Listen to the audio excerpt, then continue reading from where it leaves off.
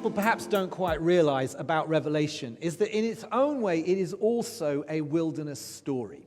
It occurs in the context of somebody who has kind of come away from the busyness, the ordinariness of life, literally come away from any well-inhabited places, and is not in a desert wilderness, but in a particular kind of wilderness.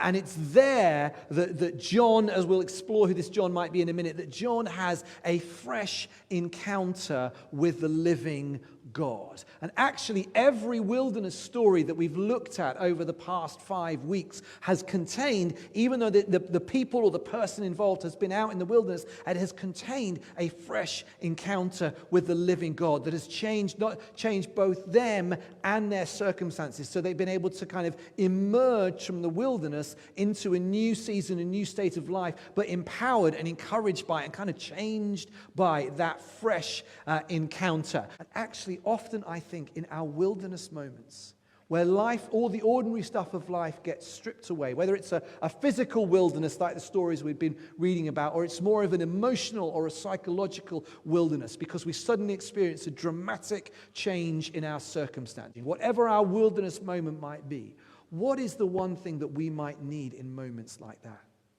Except then a fresh encounter with the living God. But in the midst of this kind of pictorial, this visionary experience, he sees two things about Jesus, about the living God. Firstly, that Jesus is bigger than history. And secondly, that Jesus is in the midst of his church. For John, tucked away on the island of Patmos, he would have had a good view of what on earth was going on. He would have known what was going on. He would have seen the waves of persecution such as the one under Nero in the 60s that had killed Peter. He would have seen all the different difficulties and tribulations that Christians had been going through. He would also have seen the fact that some Christians were kind of, life had settled down a little bit. And he would have had this anxiety that they were beginning to slip into complacency. They'd lost their passion, lost their edge for what Jesus had done. He would have known all of that. And yet, as he drew away and as he encountered the living God, he discovered again that Jesus is bigger than history. That Jesus holds history in his hand. That doesn't mean that everything that happens is exactly what Jesus wants, but it means that he sits above history. Even as all of that happens, Jesus, the same Jesus, is in the midst of his church. So we have this picture of the lampstand, and Jesus in the midst of the lampstands. He's saying the lampstands are these 7 churches that you're about to write to, and guess what? I am right in the middle of them. If you were to read the next couple of chapters of the book of Revelation, you'd read little mini letters to each church, like a short email. Didn't have time to write a letter, just send you a quick email. An email to each of these 7 churches. And each of those letters, each of those emails, Jesus comes from Jesus, and he describes himself using language from this vision. So the first letter goes to the church in Ephesus, and he describes himself as the one who holds the 7 stars. The second one goes to the church in Smyrna, and he describes himself as the first and the last, the one who was dead and is now alive, specifically using language from this vision. It's almost as if he's saying to every one of those churches, I am relating to you, I am communicating with you as the one who is greater than history, and yet the one who knows your particular circumstance, your particular story. To you, I will be the one who holds the key of David. To you, I will be the one who was dead but now is alive, the first and the last. To you, I will be the one with eyes like burning fire.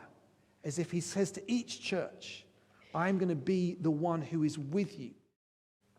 And I suppose, isn't this what we need to know in our wilderness moments too? The God who is bigger than our stories, no matter how difficult and complicated and messy and painful they are sometimes. And yet the living God, who is right in the midst of it all too.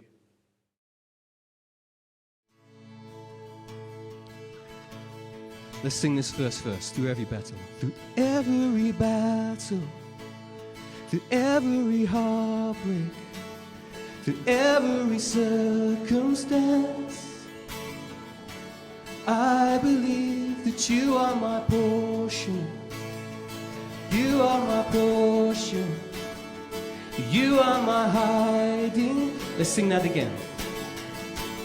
I believe through every battle, through every heartbreak, through every circumstance, I believe that you are my fortress. Yes, you are my portion. You are my hiding place. I believe you are the way, the truth, the light.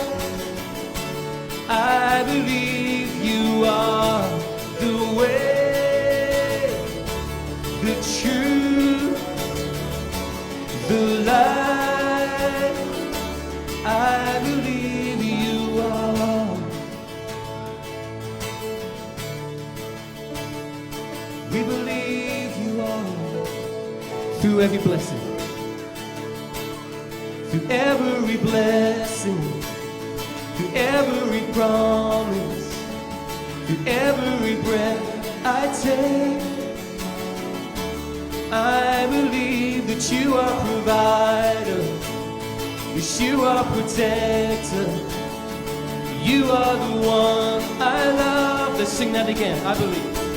I believe through every blessing, through every promise, through every breath I take, I believe that you are provider, yes you are.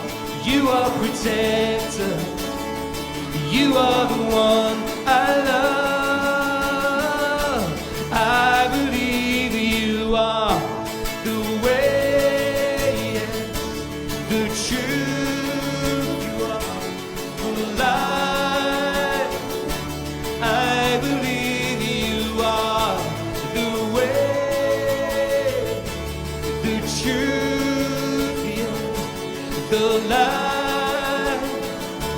I believe you are. Yes, Lord.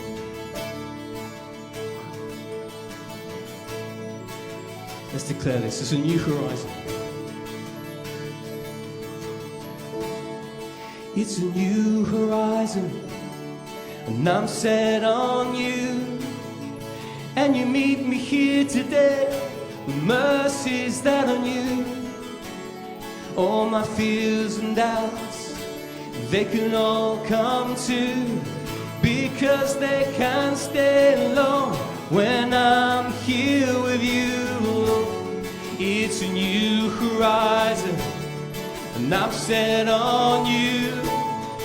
And you meet me here today with mercies that are new. All my fears and doubts, they can all come to, because they can't stay long when I'm here with you. Oh, it's a new horizon, and I'm set on.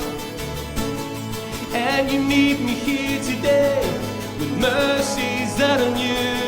Yeah, all my fears and doubts, they can all come to, because they can't stay long when I believe you are the way, the truth, yes you are, the life. Oh, I believe you are the way, the truth, you are the life. It's a new horizon. It's a new horizon, and I'm set on you. And you meet me here today with mercies that are new. Yeah, all my fears and doubts, they can all come to, because they can't stay long when I believe you are the way, the truth, the light. I believe you are the way,